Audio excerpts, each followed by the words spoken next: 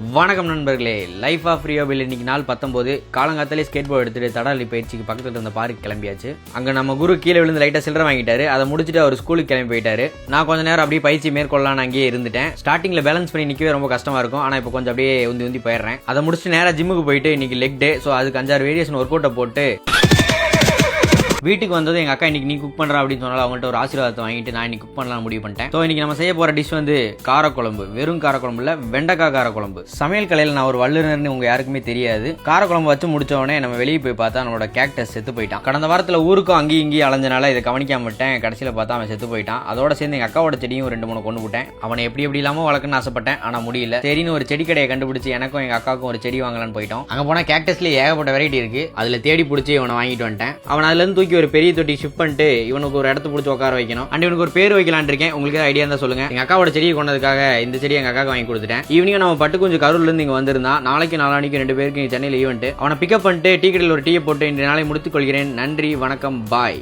இன்பமாய் இருக்குதையா.